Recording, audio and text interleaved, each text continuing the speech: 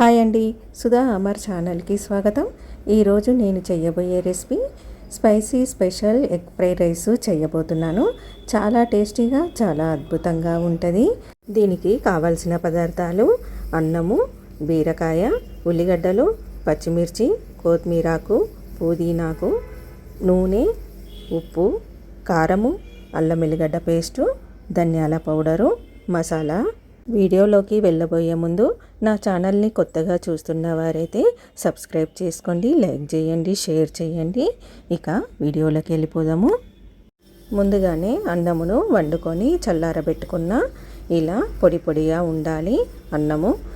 ఇలా ముందుగానే బీరకాయ, పచ్చిమిర్చి, కోడిగుడ్లు, ఉల్లిగడ్డ, కొత్తిమీరాకు, పుదీనాకు తీసి పెట్టేసుకున్న పక్కకి. ఇలా ఒక కట్టర్ తీసుకొని ముందుగా తీసుకున్న పచ్చిమిరపకాయలను ఇలా కట్ చేసుకొని వేసేసుకోవాలి. అలాగే బీరకాయ, ఉల్లిగడ్డను కూడా ముందుగానే కడిగేసుకొని ఇలా ముక్కలుగా కట్ చేసి పెట్టేసుకోవాలి. బీరకాయ మీదున్న పొట్టును తీసేసుకోవాలి, తీసుకొని వేసేసుకోవాలి. ఇలా కొంచెం పుదీనాకు, అలాగే కొంచెం కొత్తిమీరాకు వేసేసుకోవాలి. అన్నిటినీ ఇలా కట్టర్లో వేసుకొని ఇలా అనుకోవాలి. అనుకుంటే తొందరగా కట్ అయిపోతాయి, చిన్న చిన్న పీసులుగా మంచిగా అవుతాయి. ఇప్పుడు చూడండి ఇలా ఎంత బాగా అయిపోయినాయా. ఇలా ఉండాలి, చిన్నగా ముక్కల్లా మంచిగా కట్ అయినాయి కదా. వీటిని పక్కకు పెట్టేసుకుందాము. ఇప్పుడు స్టవ్ పైన ఒక కడాయి పెట్టేసుకుందాము. ఇది వేడెక్కింది. దీనిలోకి 2 స్పూన్ల నూనె వేసుకోవాలి. ఈ నూనె కూడా కొంచెం వేడి కానివ్వాలి.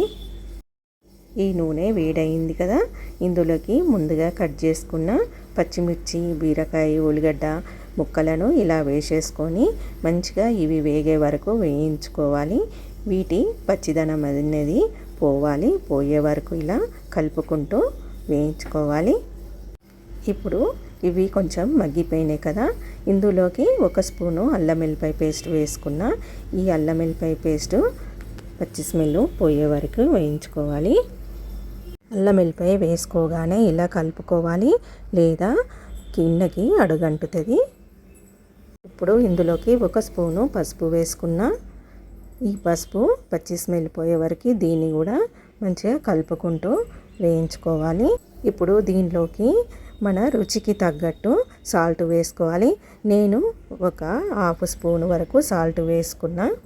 అలాగే 1/2 స్పూను కారప్పొడి కూడా వేసుకున్నా. ఉప్పు, కారము మీరు తినేదాన్ని బట్టి వేసుకోవాలి. ఇలా ఒక్కసారి కలిపేసుకోవాలి. ఇలా ఒక కోడిగుడ్డును వేసుకుంటున్నా. ఈ కోడిగుడ్డును వేసుకోగానే కలుపుకోవద్దు, నీసు స్మెల్ అనేది వస్తుంది కలుపుకుంటే. ఇలా 1 సెకండ్ ఆగినాక కలిపేసుకుందాము. అన్నానికి సరిపడినన్ని కోడిగుడ్లు, బీరకాయలు తీసుకోవాలి. ఇలా కలిపేసుకుందాం ఒక్కసారి. ఇది మంచిగా వేగిపోయింది కదా, ఇందులోకి ముందుగా చేసుకున్న అన్నమును వేసేసుకుందాము. ఇప్పుడు అన్నమును ఇలా వేసేసుకొని మంచిగా కలుపుకోవాలి. ఉప్పు, కారము మంచిగా అన్నానికి పట్టే వరకు కలుపుకోవాలి. ఈ బీరకాయ ఎగ్ ఫ్రైడ్ రైస్ చాలా టేస్టీగా, చాలా అద్భుతంగా ఉంటుంది. వేడి వేడిగా చేసుకొని తింటే చాలా టేస్టీగా ఉంటుంది. పిల్లలకు ఈజీగా లంచ్ బాక్స్లోకి కూడా ప్రిపేర్ చేసి పెట్టుకోవచ్చు. కోడిగుడ్డు, బీరకాయ ఉంది కదా, మంచి హెల్తీ ఫుడ్. పిల్లలకి ఇలా చేసి పెట్టండి. పెద్దలైనా పిల్లలైనా చాలా ఇష్టంగా తింటారు. ఇందులోకి చిటికెడంతా మసాలా వేసుకున్న. ఈ మసాలా ఫ్లేవరే ఈ అన్నానికి మంచి రుచినిస్తుంది. ఇప్పుడు పైనుండి కొంచెం పుదీనాకు, కొంచెం కొత్తిమీరాకు వేసేసుకొని కలిపేసుకోవాలి. అలాగే ఇందులోకి 1/2 స్పూను ధనియాల పౌడర్ వేసుకున్న. ఇలా కలిపేసుకొని దింపేసుకోవడమే. ఇంతేనండి, బీరకాయ ఎగ్ ఫ్రైడ్ రైస్ రెడీ అయిపోయింది.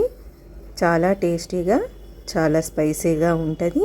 దీన్ని ఒక గిన్నెలోకి తీసేసుకొని ఇలా పైనుండి కొంచెం కొత్తిమీరాకు చల్లేసుకొని తినేయడమే. వేడి వేడి బీరకాయ ఎగ్ ఫ్రైడ్ రైస్ రెడీ అయిపోయింది.